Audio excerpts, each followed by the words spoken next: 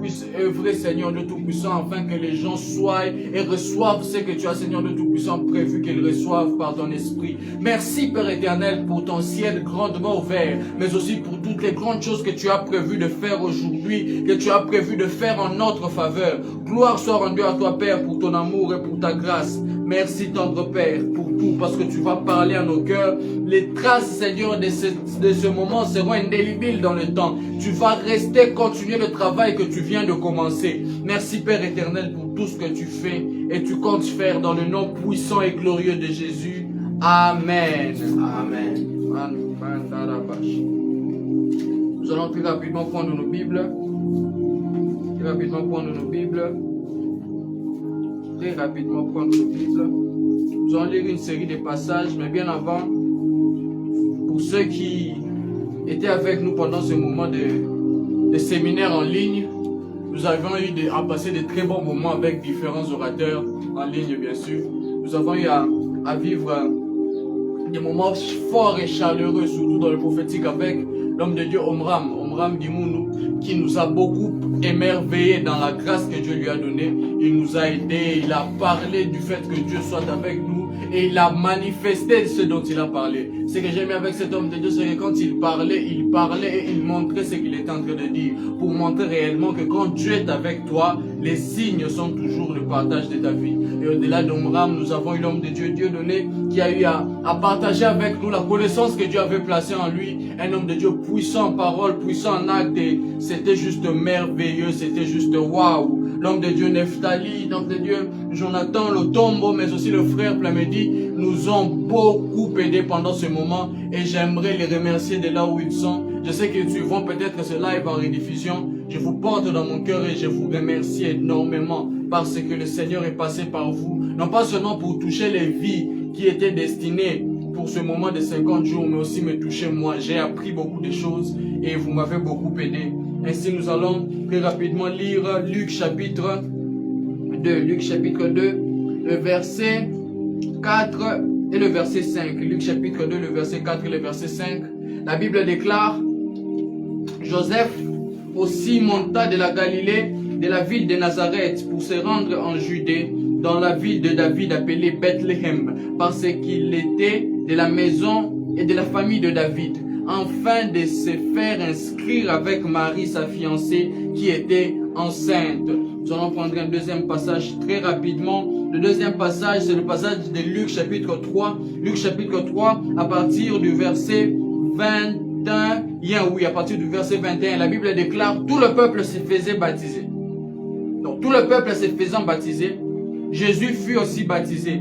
Et pendant qu'il priait, le ciel s'ouvrit et le Saint-Esprit descendit sur lui sous forme corporelle, comme une colombe. Et une voix fit entendre du ciel ces paroles: Tu es mon fils bien-aimé, en toi j'ai mis mon affection. En toi j'ai mis mon affection. Nous allons prendre le troisième passage, Luc chapitre 4, le verset 14, le verset 18 et le verset 19. Luc chapitre 4, le verset 14, le verset 18 et le verset 19.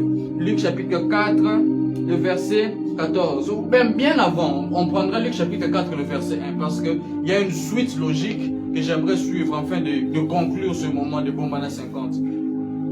Luc chapitre 4, le verset 1, la Bible déclare: Jésus, rempli du Saint-Esprit, revint du Jourdain, et il fut conduit par l'Esprit dans le désert. Verset 2, où il fut tenté par le diable pendant 40 jours. Il ne mangea rien durant ces jours-là, et après qu'ils furent écoulés, il y eut faim. Luc chapitre 4, le verset 14, la Bible déclare: Jésus, revêtu de la puissance de l'Esprit, retourna en Galilée, et sa renommée se répandit dans tous les pays d'alentour. Le verset 18 dit: L'Esprit du Seigneur est sur moi, parce qu'il m'a oint pour annoncer une bonne nouvelle aux pauvres. Il m'a oint pour guérir ceux qui ont le cœur brisé. Verset 19, pour proclamer aux captifs la délivrance, aux aveugles le recouvrement de la vue, pour envoyer libres les opprimés, pour publier une année de grâce du Seigneur. My God, une année de grâce du Seigneur. Jean chapitre 1, nous lisons très rapidement, Jean chapitre 1, à partir du verset 44.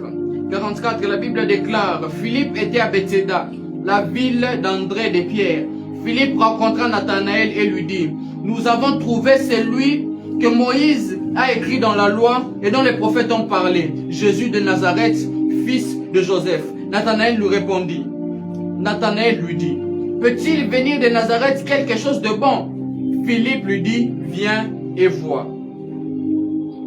On va sauter, on va au verset 48. Non, on continue toujours. Le verset 47, la Bible déclare, Jésus, voyant venir à lui Nathanaël, dit de lui, voici un Israélite dans lequel il n'y a point de fraude. D'où me connais-tu? Lui dit Nathanaël. Jésus lui répondit, avant que Philippe t'appelle quand tu étais sous les figuiers, je t'ai vu. Nathanaël répondit et lui dit, Rabbi, tu es le Fils de Dieu, le roi d'Israël. Et nous allons prendre notre dernier passage, qui est le passage de base d'ailleurs, qui nous a poussé dans ce moment des prières et de séminaires en ligne. C'était Romains chapitre 10. Nous allons commencer à partir du verset 37. La Bible déclare, Actes, chapitre 10 à partir du verset 37. La Bible déclare, vous savez ce qui est arrivé dans toute la Judée, après avoir commencé en Galilée à la suite du baptême des gens, que Jean avait prêché. Vous savez comment Dieu a oint du Saint-Esprit et des forces Jésus-Christ de Nazareth, qui allait de lieu en lieu, faisant et guérissant tous ceux qui étaient sous l'emprise du diable, car Dieu était avec lui. Et c'est d'ailleurs ça notre thème. Car Dieu était avec lui. L'objectif de ce séminaire était de nous amener à voir la destinée glorieuse qui est attachée au fait que Dieu soit avec un homme. Vous voyez un peu? L'objectif premier, c'était ça. Nous amener à voir sous différentes facettes, sous différents angles, sous la façon de voir des hommes de Dieu que Dieu a envoyés vers nous, que nous sachions un peu c'est quoi être avec Dieu. Quelle est la gloire qui est cachée derrière? Quelle est la richesse? Quel est l'impact que cela a? Nous avons comme deuxième objectif pendant ce séminaire, nous montrer sous toutes les facettes, plusieurs angles, plusieurs aspects, quelles sont les implications, les exigences, et comme je l'ai dit tantôt, les bénéfices qui sont liés au fait que Dieu soit avec nous. Mais le plus grand de tous les objectifs, c'était de placer Jésus-Christ comme étant celui qui nous apprend parfaitement c'est quoi ce concept-là, Dieu avec un homme. Pourquoi est-ce qu'on parle de Jésus?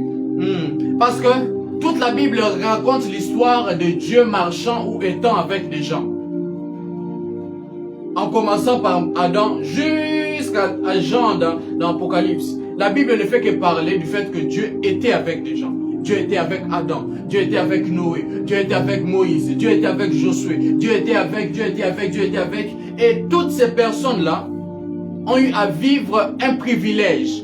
Ils ont eu à bénéficier de ce fait-là, de la présence due à l'approbation de Dieu, de la présence de Dieu due à son approbation. Parce qu'il y a deux types de présence. Il y a la présence de Dieu en général qu'on lie à son omniscience, à son omniprésence, où Dieu est partout. Mais il y a une présence qui est due à son approbation, où Dieu ne se manifeste, donc il sort de sa cachette pour être là, être vu, manifesté, révélé et remarqué par les hommes. Et il y a eu dans toute la Bible cette histoire-là. Mais ce qui est différent entre ces hommes-là et Jésus, c'est que ces hommes-là ont eu à bénéficier de cela, mais n'étaient pas capables de faire de sorte que d'autres personnes puissent bénéficier du même bénéfice. Alors que Christ, lui, au-delà du fait qu'il est venu sur la terre, il a marché comme étant un homme, accompagné par Dieu. Il a, à la fin de sa vie ou pendant sa vie, il nous a appris comment est-ce que nous qui n'étions pas destinés à vivre ces bénéfices-là, à vivre cette grâce-là, il nous a montré comment entrer par lui. Il a été cette porte-là pour nous permettre d'avoir Dieu à notre compagnie. Alléluia. Amen. Alléluia. Amen. Je me suis fait comprendre. Amen. Donc comme j'étais en train de dire, nous avons choisi de parler de Christ parce qu'au-delà du fait qu'il a marché avec Dieu, mais il nous a ouvert une brèche qui nous permet à nous aussi de marcher avec Dieu. Alléluia. Amen. Ainsi, de toute la Bible, quand on parle de Jésus, il y a quatre personnes qu'on appelle évangélistes qui parlent bien de la personne humaine de Jésus. C'est vrai qu'ils décrivent sa divinité. C'est vrai qu'ils décrivent sa divinité, mais ce qui se passe avec Jésus, c'est quoi? C'est que les gens qui parlent de lui, ce sont des personnes qui... chacun parle de Jésus, Dieu, mais dans son aspect humain. Et chacun prend une facette de la divinité de Dieu et le rattache à la personnalité de Jésus. Matthieu parle de Jésus, Marc, Luc et Jean. Matthieu, Marc, Luc et Jean. Matthieu parle de Jésus comme roi. Vous allez constater que dans Matthieu chapitre 1, le verset 1, on dit, voici la généalogie de Jésus, fils de David, fils d'Abraham. Entre Abraham et David, qui est venu avant? N'est-ce pas que c'est Abraham? Mais pourquoi est-ce qu'on commence par dire fils de David? Parce que l'auteur de Matthieu, l'auteur de cet évangile-là, voulait mettre en exergue le fait que Jésus-Christ, dont je suis venu vous parler, c'est un roi. Et nous pouvons remarquer ça dans plusieurs chapitres. Matthieu chapitre 1, ça commence déjà comme ça. Matthieu chapitre 2, il y a des mages qui sont à la recherche du roi qui vient de naître. Matthieu chapitre 3 nous parle des messagers dont nous a parlé Esaïe. C'est lui qui devait précéder le roi qui devait venir. Matthieu chapitre 4 nous parle, excusez-moi, du roi qui reprend la domination que le diable avait prise sur l'homme. Donc il y a toutes ces choses-là qui sont liées au fait que Christ est représenté ou présenté dans le livre de Matthieu comme étant le roi. Dans le livre de Marc, il est représenté comme un serviteur. Alléluia. Amen. Il est présenté comme un serviteur. Et d'ailleurs, dès le commencement, on dit, voici le commencement du ministère de Jésus. Donc, il est venu, et on parle que, dans ce livre-là, on ne fait que parler des miracles de Jésus. Très rarement, on parle de ses enseignements. On parle des miracles de Jésus du début jusqu'à la fin. Et Marc ne fait que relater les miracles. Et il relate tout ça. Et même jusqu'à la fin, on se rend compte que le livre qui a plus parlé des miracles de Jésus, c'est Marc. Tout ça pourquoi? Parce qu'à la fin, il voulait nous montrer que voici les miracles qui accompagneront ceux qui auront cru. Donc, il voulait nous dire que tout ce que Jésus a eu à faire et que je vous ai raconté précédemment sont des miracles qui vous suivront désormais si vous croyez en lui. Alléluia. Amen. Alléluia. Amen. Je sais que la luminosité est un peu baissée. Ce n'est pas grave, nous allons continuer comme ça parce que vous n'êtes pas venu me voir mais entendre ce que je suis venu vous dire. Il y a eu Luc. Luc, ce que j'aime avec lui, c'est que Luc, lui, quand il parle de Jésus, il a une méthode un peu logique. Il cherche à relater l'histoire de Jésus et il est même l'un des auteurs des évangiles qui parlent de Jésus comme étant un homme véritablement. Imaginez Luc, quand vous regardez la généalogie de Jésus comme il la présente, il présente un Jésus en remontant son arbre généalogique jusqu'à Adam. Si vous lisez Luc le chapitre 3 à partir du verset 30, si je ne me trompe pas, vous verrez comprendre que Jésus, fils de Joseph, fils de, jusqu'à la fin là, on dit Jésus, fils d'Adam, fils de Dieu. Alléluia. Amen. Tout ça pour nous montrer que ça soit humainement, que ça soit spirituellement, Jésus-Christ est fils de Dieu. Alléluia. Amen. Mais ça, on en parlera peut-être un autre jour. Et il y a le quatrième évangéliste qui parle de Jésus. Le quatrième évangéliste, c'est qui? C'est Jean. Jean, quand il parle de Jésus, il ne parle pas de Jésus en tirant ses origines de son humanité, non. Jean parle de Jésus de manière prophétique, dans le sens où il sort même du temps et il va dans les origines exactes de Jésus. Et il se rend compte que le Jésus qui est venu en étant homme était en fait la parole de Dieu. Et c'est qu'il a constaté que cette parole-là n'était qu'une autre révélation de Dieu. Donc la parole faite chair, Dieu faite chair. Et tous les livres de Jean présente Jésus comme Dieu. Alléluia. Amen. Et c'est là que vous vous rendez compte que c'est dans ces livres-là où on parle plus de Jésus en train d'exercer dans les paroles des révélations. Ici, nous venons de lire l'histoire de Nathanaël, où il dit à Nathanaël, tu es un homme intègre, personne n'est comme toi en Israël. Nathanaël lui dit, comment est-ce que tu me connais? Jésus lui dit, quand tu étais sous les figuiers avant que Philippe ne t'appelle, moi je t'avais vu. Il n'était pas là, mais il a exercé une grâce de révélation qui a fait de sorte que Nathanaël comprenne que celui dont parlaient les prophètes, Dieu qui devait devenir homme afin de nous sauver, nous Israélites, c'est le Jésus dont on parle ici. C'est le Jésus que je vois. C'est le même Jésus dans le livre de Jean qui rencontre la femme samaritaine. Il dit à la femme samaritaine, va appeler ton mari. La femme samaritaine dit à Jésus, non, je n'ai pas de mari. Jésus regarde la femme samaritaine et dit, tu as raison. Parce que même celui avec qui tu as déjà eu 5 maris, et même celui avec qui tu es là, ce n'est pas ton mari. Donc il a exercé cette grâce-là de révélation pour montrer le côté divin. Alléluia. Amen. Le côté divin. Et nous avons lu 2 auteurs aujourd'hui. Nous avons lu 3 livres, mais 2 auteurs. Luc, l'évangile selon Luc, et Actes des apôtres sont écrits par Luc. Alléluia. Amen. Alléluia. Amen. Alléluia. Amen. Ils sont écrits par Luc. Et qu'est-ce qui nous a poussé à faire cette recherche-là, à entrer plus dans cette affaire-là. Luc,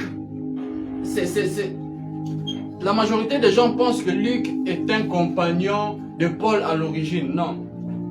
Luc a commencé son ministère d'écrivain relatant l'histoire des miracles de Jésus ou de la personne de Jésus avec Pierre. C'est auprès de Pierre que Luc a eu à recueillir les informations qui lui ont permis d'écrire le livre de Luc. Alléluia. Et vous vous rendez compte que si vous lisez Actes des Apôtres, il y a comme une division là. Il y a une partie où Luc marche avec Pierre. C'est là où vous vous rendez compte que Luc est en train de parler de Pierre, de son arrestation, du miracle qu'il a eu à faire devant la porte du temple, de la résurrection de Tabitha, tout ça. Et à un moment, après avoir rencontré Paul, Luc se décide de se joindre à Paul et d'aller avec Paul. Alléluia. Amen. Mais aujourd'hui, nous sommes dans la première partie du ministère de Luc dans Actes des Apôtres. Cette première partie-là concerne Luc avec Pierre. Et Luc relate ce qui s'est passé dans la vie, dans le ministère de Pierre qui était allé dans une ville pour évangéliser de manière prophétique. Parce que Dieu s'est révélé à Pierre et lui a dit, Pierre, tu iras dans telle ville, tu rencontreras telle personne et ces personnes... Non, tu n'iras même pas dans telle ville. On viendra te prendre de là où tu es, on t'amènera pour que tu puisses prêcher Jésus. Et ce qui se passe de bizarre, c'est quoi? C'est que Dieu s'assure d'envoyer le même message de l'autre côté là où l'évangile doit arriver. Dieu envoie un ange à un monsieur qui s'appelle Corneille. Il se réveille à Corneille, il dit à Corneille, va dans telle ville, dans telle adresse, tu trouveras telle personne là-bas qui s'appelle Pierre. Tu le prendras, tu l'amèneras vers toi, afin qu'il te parle de la bonne nouvelle. Alléluia. Amen. Je prie que ce genre de choses reviennent dans ma génération. Amen. Je prie que ce genre de choses, ce genre de réveil puisse toucher encore ma génération. Amen. Donc il y a ça qui se passe. Pierre vient dans la maison de Corneille. Il se comporte en juif. Il parle un peu avec audace, avec presque un peu de dédain. Il leur parle, il leur dit, bon, vous savez. Et pendant qu'il parle, il lâche quelque chose qui nous retient aujourd'hui. La phrase, car Dieu est avec lui. Il parle de Jésus, il dit, Jésus, vous savez qu'il est... Vous, les Romains, vous savez qu'il y avait un homme en Judée qui a eu à exercer un ministère sur toute la contrée d'ici. Il était allé se faire baptiser chez Jean-Baptiste. Et après s'être fait baptiser chez Jean-Baptiste, vous savez comment est-ce que Dieu l'a oint de son esprit, mais aussi de force, afin qu'il aille de lieu en lieu, faisant du bien et guérissant tous ceux qui étaient sous l'emprise du diable. Car Dieu était avec lui. Amen. Amen. Son discours continue, mais la partie qui nous intéresse, c'est le verset 38. Pourquoi est-ce que ces versets-là nous intéressent tant? Parce que ces versets-là nous donnent des signes qui nous montrent que comment est-ce que Dieu marche avec quelqu'un. Alléluia. Amen. Comment est-ce que Dieu marche avec quelqu'un? Le premier signe, c'est quoi? C'est que si Dieu est avec toi, on reconnaît la présence de Dieu dans la vie de quelqu'un lorsque les actions de cette personne produisent les mêmes résultats que Dieu. Amen. Alléluia. Amen. Et les résultats ne sont pas conditionnés par un lieu. Parce que ce qui se passe avec Dieu, c'est quoi? C'est que s'il se décide d'agir aujourd'hui à tel endroit, même si les circonstances, les situations, l'atmosphère ne les permet pas, il va agir et il aura les résultats. Et quand une personne marche et est avec Dieu, lorsque cette personne-là pose les actes, il a les mêmes résultats que Dieu. C'est pour ça que vous vous rendez compte que Pierre, quand il parle de Jésus, il dit, Jésus partait de lieu en lieu. Donc, il allait partout. Et quand il posait ses actes, il avait toujours les mêmes résultats. Amen. Alléluia. Amen. Tout ça pourquoi? Parce que Dieu était avec lui. Alléluia. Amen. Le deuxième signe. Le deuxième signe qui touche ou qui me touche beaucoup, c'est quand Dieu est avec toi. La présence de Dieu qui t'accompagne fait de sorte que les gens oublient tes origines. Alléluia. Amen. Alléluia. Amen. Pierre parle de Jésus de Nazareth. Il dit, vous savez comment est-ce que Jésus de Nazareth a été investi d'une onction spéciale. Lui qui allait de lieu en lieu, faisant du bien et guérissant ceux qui étaient malades. Nathanaël regarde Jésus, même pas Jésus, il regarde Philippe. Philippe vient lui dire, Nathanaël, Il y a un monsieur là, j'ai rencontré quelqu'un qui a les mêmes caractéristiques que ceux que Moïse avait donné comme prophétie, mais aussi comme tout l'ensemble des prophéties qu'on a eu à entendre depuis notre enfance. Je pense que le Messie est là. Et Nathanaël lui dit, le Messie en question, il vient d'où? Nathanaël reçoit la réponse de Philippe qui lui dit, le Messie en question, c'est Jésus de Nazareth. Dis avec moi, Jésus de Nazareth. Jésus de Nazareth. Jésus de Nazareth. Et Nathanaël regarde Jésus, et pardon, Philippe, et il dit, est-ce que quelque chose de bon peut sortir de Nazareth? Alléluia. Amen. Philippe est choqué. Il dit, ah! Toi, viens, et quoi? Vois. Viens et Vois. Ce que j'aime, quand Dieu est avec toi, tu n'as pas besoin de beaucoup crier. Tu n'as pas besoin de beaucoup gesticuler. Non. Tu n'as qu'à faire. Et ils verront. Amen. Et ils verront Dieu au travers de toi. Amen. Ils verront Dieu en toi. Amen. Et qu'est-ce que Jésus fait? Jésus lui prouve que je suis avec Dieu. Pourquoi est-ce que j'ai mis cette différence-là entre Jésus et Dieu? Parce que nous savons tous que Jésus est Dieu. Amen. Et si tu ne le savais pas, je t'informe. Jésus est Dieu. Alléluia. Amen. Mais maintenant, pourquoi est-ce que j'ai mis cette différence-là? Parce que Jésus est la révélation de Dieu en forme humaine. Pour nous apprendre à nous humains comment est-ce que nous devons bien vivre avec lui Dieu. Amen. Alléluia. Amen. C'est pour ça que vous vous rendez compte que Jésus priait. Un Dieu ne prie pas. Mais étant Dieu, voulant nous apprendre comment est-ce qu'on devait être en relation avec lui, il a pris, il s'est rabaissé à notre niveau, Amen. afin que nous puissions apprendre de lui ce qu'il faut pour lui plaire et être en communion avec lui. Amen. Vous comprenez ça? Amen. Donc cela n'exclut en rien sa divinité. Son humanité est 100%, sa divinité aussi est 100%. Alléluia. Amen. Il a eu à vivre les mêmes situations que toi. Nous avons lu ici que Jésus, envoyé dans le désert, conduit par le Saint-Esprit, a eu faim. Est-ce que Dieu a faim? Non. Mais étant homme, étant devenu homme pendant un moment, il était obligé de respecter les règles que lui-même avait établies pour l'homme. Alléluia. Amen. J'allais dire quelque chose, mais ça allait me sortir de ce moment. On reste là où nous sommes. Alléluia. Amen. Donc, comme j'étais en train de dire, le deuxième signe qui montre que Dieu est avec toi, c'est que les gens oublient ton origine. Parce que quand Nathanaël rencontre Jésus et que Jésus lui fait ces numéros-là, Nathanaël s'exclame. Il oublie que le Jésus dont on parle ici, c'est le Jésus de Nazareth. Il dit, tu es le Fils de Dieu. Alléluia. Amen. Lorsque tu es avec Dieu, on reconnaît ta vraie nature. Amen. Lorsque tu es avec Dieu, on reconnaît ta vraie nature. Amen. Ainsi, j'aimerais te dire, mon frère, sois avec Dieu. Amen. Continuons. Le deuxième signe ne s'arrête pas là. Au-delà d'oublier ton origine, il voit Dieu en toi et il le voit par toi. Amen.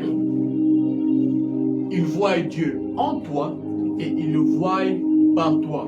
Ainsi, j'aimerais par la même occasion parler de deux grandes et puissantes manifestations de Dieu que nous soupçonnons souvent. Que nous ne soupçonnons pas. Ou que nous savons, mais nous oublions souvent. Deux grandes manifestations de Dieu. Il y en a plusieurs, mais j'en ai choisi juste deux. Et nous allons essayer d'entrer dans ça pour nous amener selon la direction que l'Esprit a eu à me donner pendant que je préparais ce moment. Ce que j'aime avec ce moment, ce que j'aime avec ce que Dieu veut faire aujourd'hui, c'est qu'il veut reconnecter un cœur à lui. Amen. C'est que le Seigneur veut faire maintenant, même si tu suis ce live en rediffusion, le Seigneur veut te reconnecter à lui. Amen. Le Seigneur veut te faire énormément de bien. La première grande révélation et puissante révélation de Dieu, c'est Dieu dans l'homme par son esprit. Alléluia. Amen. Dieu dans l'homme par son esprit. Et qu'est-ce que cette révélation-là amène à l'homme? La première des choses, c'est que cette révélation-là amène une identité dans l'homme. Il y a avec moi une identité. Une identité. Une nature. Une nature. J'aimerais m'expliquer. La Bible dit que Jésus s'est fait baptiser.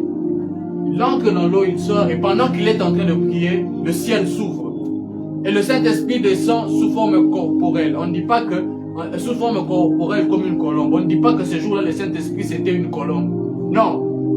Ils ont vu une forme descendant sur Jésus, et ça avait la forme d'une colombe. Alléluia. Amen. Et en descendant sur Jésus, il y a un témoignage qui crie dans le ciel. Dieu reconnaît Jésus comme étant son fils.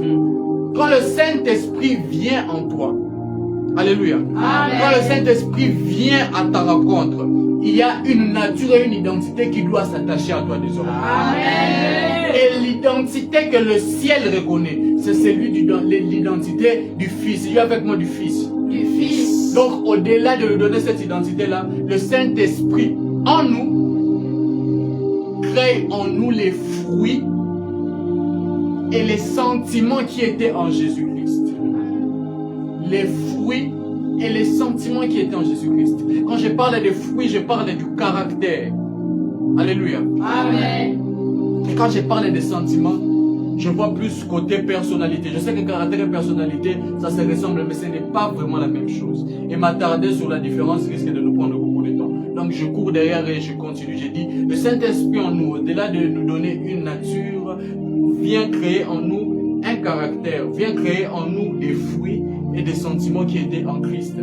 Alléluia. Amen. Alléluia. Amen. Quand tu reçois Jésus dans ta vie, et d'ailleurs là je vais très vite, et j'ai même donné la réponse à une question que j'allais vous poser. Comment est-ce qu'on reçoit le Saint-Esprit? On reçoit le Saint-Esprit dans sa vie lorsqu'on croit en Jésus. Acte chapitre 19. Acte des apôtres, chapitre 19. Le verset 2. La Bible déclare: avez-vous reçu le Saint-Esprit quand vous avez cru? Là, c'est Paul qui pose la question à des disciples de la ville de Corinthe.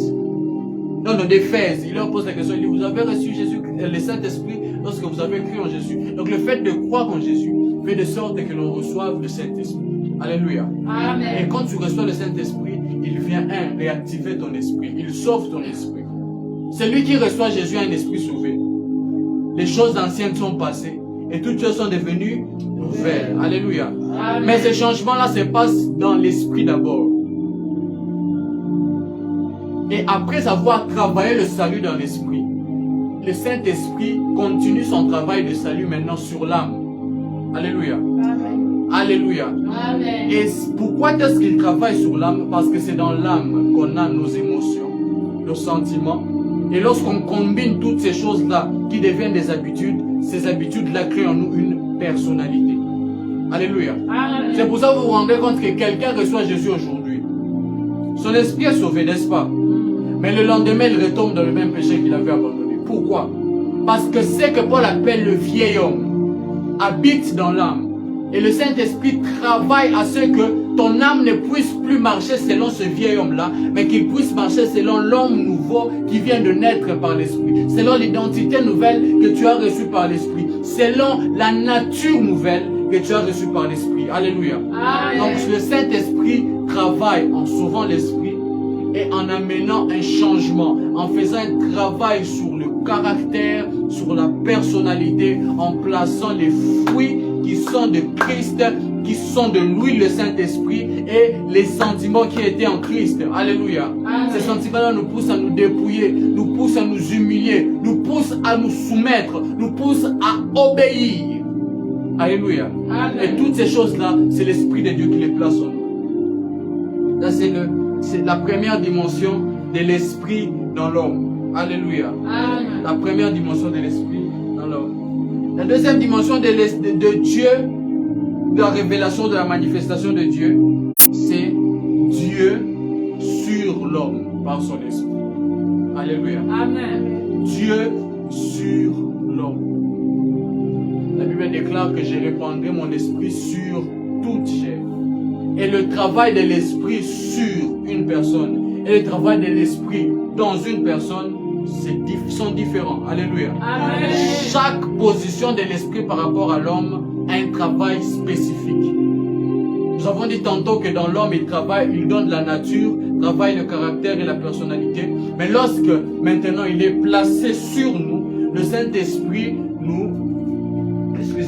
le Saint-Esprit devient pour nous un équipement, mais aussi la ressource, la source des ressources qu'il nous faut face aux défis qui vont nous arriver. Amen. Alléluia. Amen. Il devient la source des ressources qu'il nous faut face aux défis que nous allons affronter. Jésus reçoit le Saint-Esprit le jour du baptême. Au chapitre 4, on dit le Saint-Esprit le remplit. Donc on se rend compte que Jésus veut nous montrer qu'ici, Jésus, je marche maintenant selon l'Esprit. Parce qu'on précise même d'ailleurs qu'il est conduit par l'Esprit dans le désert. Donc il ne marchait plus selon Jésus, mais il marchait selon l'Esprit. Alléluia. Amen. Il est conduit dans le désert. Il est conduit quand il était rempli. Dis avec moi rempli. Rempli. Quand il entre dans le désert, la Bible déclare qu'il ne sort du désert que revêtu. Alléluia. Amen. Revêtir, c'est prendre quelque chose et le mettre sûr. Dis avec moi sûr.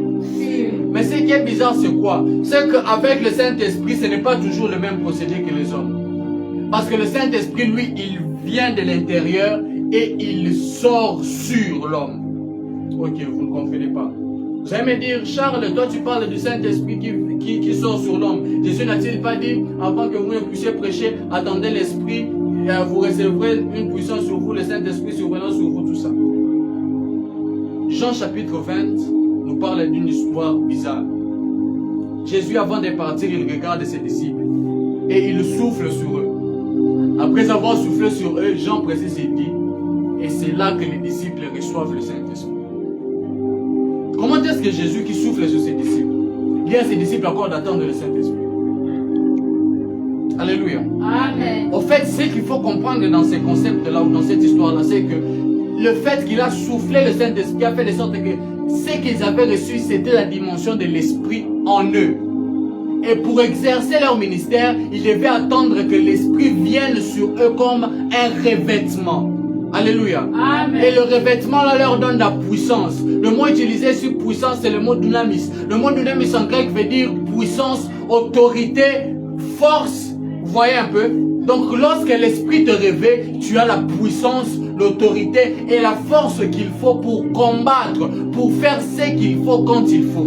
C'est pour ça que Jésus se présente dans le temple. Il dit, l'Esprit du Seigneur est sur qui? Sur moi. L'Esprit du Seigneur est sur moi. Parce qu'il m'a oint pour. La deuxième manifestation de Dieu dans la vie d'une personne, c'est lorsque Dieu est sur cette personne-là. Et le fait que Dieu soit sur cette personne-là, fait de sorte que cette personne-là devient capable de faire des choses comme Dieu. Amen. Alléluia. Amen. C'est pour ça que Pierre, en parlant à Corneille, précise, il dit, vous savez comment est-ce que Dieu a oint du Saint-Esprit et de force Jésus-Christ de Nazareth, qui allait de lieu en lieu, faisant du bien et guérissant tous ceux qui étaient sous l'emprise de l'ennemi. Alléluia. Amen. Alléluia. Amen. Car Dieu était avec lui. Mais je me suis posé la question avant que nous ne puissions terminer ce séminaire. Et c'est l'homme de Dieu Nephtali qui a amené la réponse. Je me suis dit, Seigneur, pourquoi est-ce que Pierre ne s'est pas arrêté à dire Dieu a oint Jésus-Christ de Nazareth qui faisait du bien, guérissait les malades, et il a continué son discours? Pourquoi est-ce qu'il a ajouté car Dieu était avec lui? Et l'homme de Dieu Nephtali nous dit, parce que l'importance ici, ce n'était pas d'avoir l'onction. Corneille n'avait pas besoin d'onction. Corneille avait besoin que Dieu soit d'abord avec lui. Amen. Corneille n'avait pas besoin d'onction, mais il avait d'abord besoin que Dieu soit avec lui. Écoutez, une personne qui a Dieu est meilleure qu'une personne qui a l'onction. Parce que le fait qu'il soit avec Dieu peut lui permettre de faire des choses que l'homme qui a l'onction ne peut pas faire. L'onction n'est que, comme on appelle aujourd'hui, un mandat. Bon, voilà, un ticket de permission, quelque chose de légal, qui te permet d'exercer sur une circonscription bien donnée. Si tu as l'onction pour le prophétique, exclusivement, tu ne peux pas exercer dans une autre circonscription spirituelle. Mais lorsque tu es avec Dieu, tu exerces partout, avec ou sans onction. Parce que Dieu est avec toi. Et ce que j'aime avec Dieu, c'est quoi? C'est que lorsqu'on est avec Dieu, ce qui se passe, c'est qu'il y a la loi de l'ombre, des ombres qui agit. C'est quoi la loi des ombres? Vous voyez derrière moi, il y a une ombre. Donc quand je fais ce mouvement, il y a le même mouvement derrière. Et ce qui se passe, c'est quoi? C'est que lorsque tu marches avec Dieu, il se passe qu'il arrive des jours où c'est toi qui deviens l'ombre de Dieu. Et il y a des jours où Dieu devient ton ombre. Oh, on n'en a pas compris. Jésus dit dans la Bible, je ne fais que ce que je vois le Père faire. Amen. Donc quand Dieu fait le mouvement, Jésus n'a qu'à répéter le même mouvement pour avoir les mêmes mouvements que Dieu a dans les cieux ici sur la terre. Amen. Vous comprenez ça? Amen. Et ce qui est bizarre, c'est qu'il y a dans l'Ancien Testament un homme qui a prophétisé cette histoire. Il s'appelle David. Le psaume 121. Psaume 121, le verset 5. La Bible déclare, l'Éternel est celui qui te garde. L'Éternel est ton nom à ta main droite. La main droite, c'est la main du travail. Amen. Donc, quand tu agis, ceux qui te regardent ne te voient pas agir. Ils voient Dieu en action. Amen. Et je prie au nom de Jésus, alors que tu es en train de suivre ce live, que cela puisse devenir ton partage au nom de Jésus. Amen. Que cela devienne ton partage. Et ce que j'aime avec Dieu, c'est quoi? C'est que lorsque tu es avec lui, il y a des choses... Non, lorsqu'il est avec toi, pardon, il y a des choses merveilleuses qui se font. La Bible déclare, avec Dieu, nous ferons des exploits. La Bible continue, car il écrasera la tête de nos ennemis. Cela donne deux hypothèses qui peuvent s'appliquer en même temps. Donc Dieu est capable de faire pour nous et Dieu est capable de faire par nous. Ok. Amen. Lorsque nous sommes avec Dieu, lui, il s'assure d'écraser nos ennemis. Et il s'assure de faire de nous, lui, face aux problèmes qui nous arrivent, afin que nous puissions avoir les mêmes résultats que lui. Et ces résultats-là, comme ils sont divins, et que c'est un homme qui est en train de les reproduire, la Bible appelle ça exploit. Dis avec moi exploit. Et je suis en train de prophétiser sur ta vie que la saison des exploits vient de commencer. Alors que tu es en train d'écouter cette parole, la saison des exploits est en train d'arriver à grande vitesse sur toi. Je suis en train de prier que le ciel qui est ouvert en ces lieux puisse faire descendre sur toi le mandat qui te permettra d'entrer dans ta saison d'exploit. Alléluia. Amen. Et la saison d'exploit, vous allez le comprendre avec ces deux histoires. Il y a un homme dans la Bible qui s'appelle Gédéon.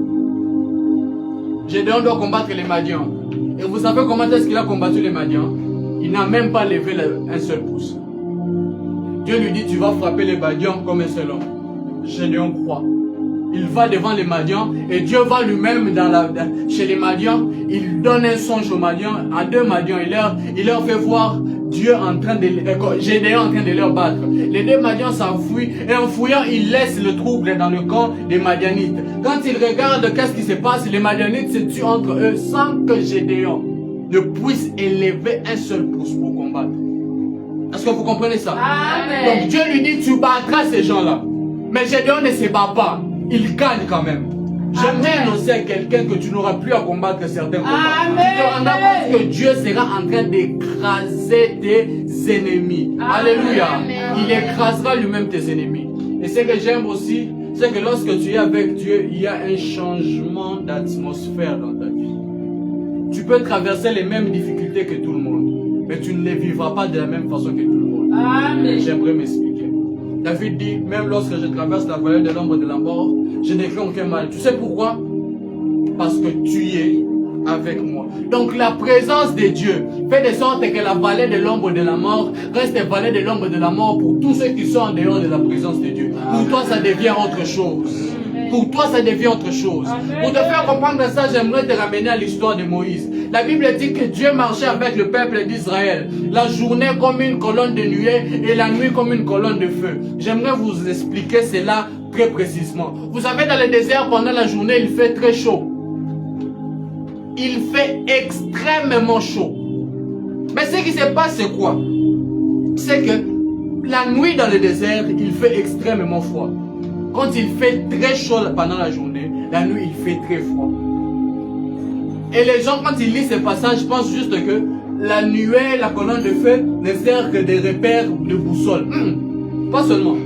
Quand Dieu s'élève comme une nuée sur le peuple d'Israël, c'est pour atténuer les degrés de chaleur sur le peuple pendant qu'ils sont en train de traverser pendant la journée. Et la nuit, quand il se révèle comme une colonne de feu, il marche et il fait de sorte que les enfants d'Israël puissent bénéficier de la chaleur qu'il est en train de libérer. Je suis en train de prier dans le nom de Jésus Que le Seigneur puisse être une colonne de feu pendant que la journée est en train de se faire chaude là. Pendant que tu es en train de traverser des moments difficiles. Pendant que tu ne comprends pas ce qui t'arrive pendant ta journée. Pendant que tu vois qu'il fait jour, mais qu'il y a la sécheresse qui est en train de prendre place dans ta vie. Je prie que Dieu puisse être cette colonne là qui s'élèvera sur toi afin de te donner du repos. Afin de te donner la fraîcheur qu'il faut. Et que pendant les moments troubles, le moment où tu ne vois rien, le moment où tu es en train de constater qu'il y a un ténèbre qui est en train de tourner et qui est en train de t'empêcher d'avancer dans la vie, que le Seigneur puisse être cette colonne de feu qui fera de sorte que tu puisses vivre dans la chaleur, que tu puisses vivre bien, même quand tout ne se passe pas bien, mais que sa présence puisse te faire vivre bien dans le nom de Jésus. Amen. Dans le nom de Jésus. Amen.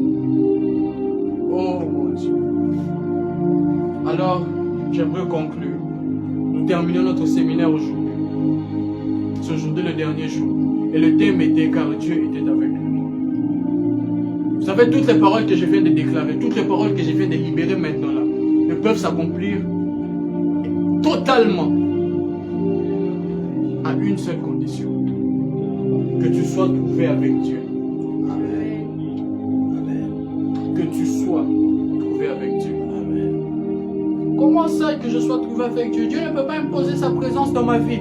Oh, il peut le faire, mais Dieu ne marche pas comme ça. Quand une personne ne lui laisse pas l'accès dans sa vie, Dieu n'entre pas. Alléluia. Amen. Dieu n'entre pas. Quand Dieu voit qu'on lui ferme la porte, il se tient devant la porte et il frappe. Il peut briser même la porte et entrer de force. Mais il ne fait pas ça pourquoi? Parce qu'il veut que ça soit intentionnel. Dieu cherche une relation. Dieu veut que ça soit fusionnel. Mais cela n'est possible que si tu dis oui à son appel.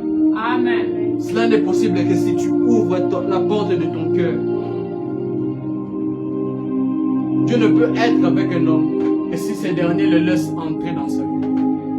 Et lorsque tu laisses Dieu entrer dans ta vie, c'est que c'est pas c'est quoi, c'est que tu entres dans la vie de Dieu. Amen. Oh, tu as raté l'occasion de dire Amen. Lorsque tu laisses Dieu entrer dans ta vie, toi tu entres dans la vie de Dieu.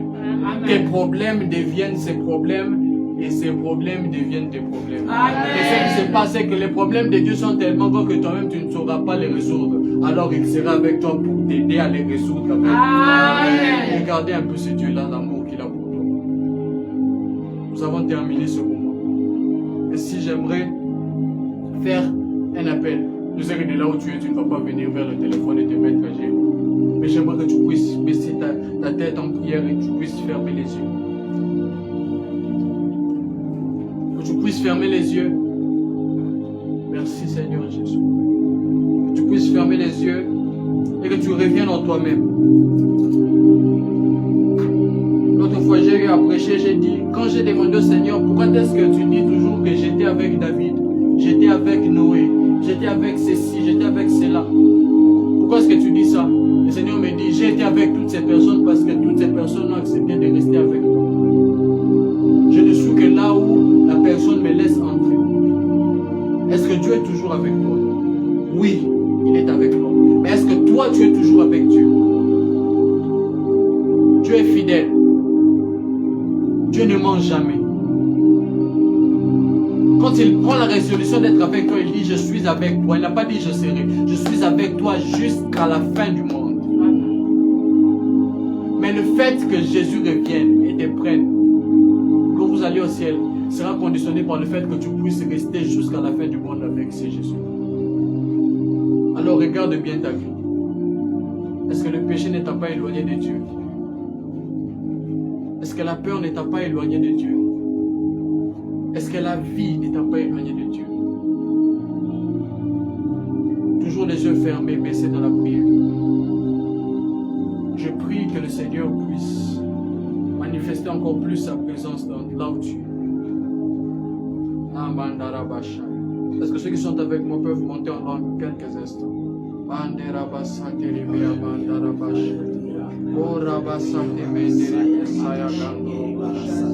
Berevatoria da Santa Camando, Rodo Shoteribaya, Amra de Santa Rabasaya Gando, Sentere Messiah Gande Messiah. Nombre Sabra Kivando, Rodo Boshaya Gande Basaya Mandara. Dora basaya mande rakendere besantra kabaya. Dore zebreke mande. Seigneur, je suis en train de prier pour chaque cœur. Oh, je suis en train de prier pour chaque personne dans ce live qui suit cette édification, qui suit, Seigneur, ce moment présentiel. Je suis en train de prier, Père éternel, que ta présence soit quelque chose de palpable, que ta présence soit quelque chose de réel, que ta présence soit quelque chose de véritable, d'expérimentable et d'expérimenté.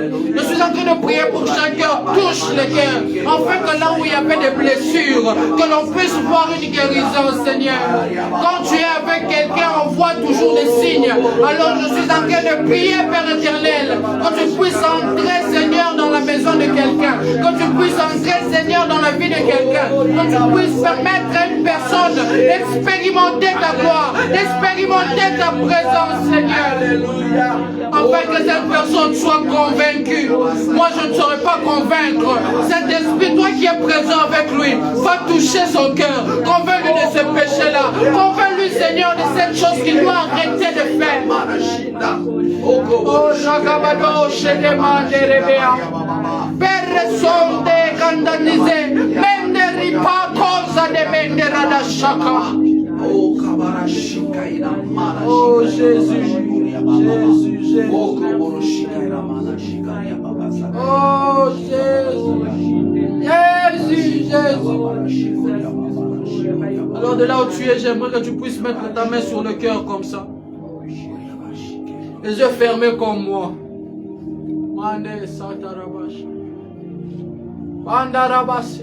J'aimerais que tu puisses dire avec moi, oh Jésus. Oh Jésus, Je reviens à toi. je reviens à toi.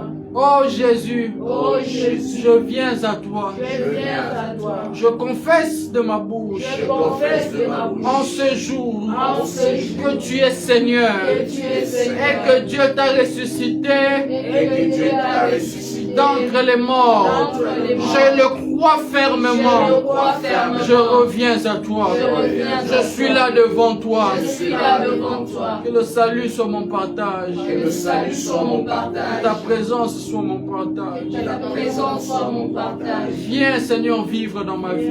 Viens Seigneur vivre dans ma vie. Viens me guérir. Viens me guérir. Viens me faire du bien. Viens me faire du bien. Viens me sortir de là où je suis. Viens me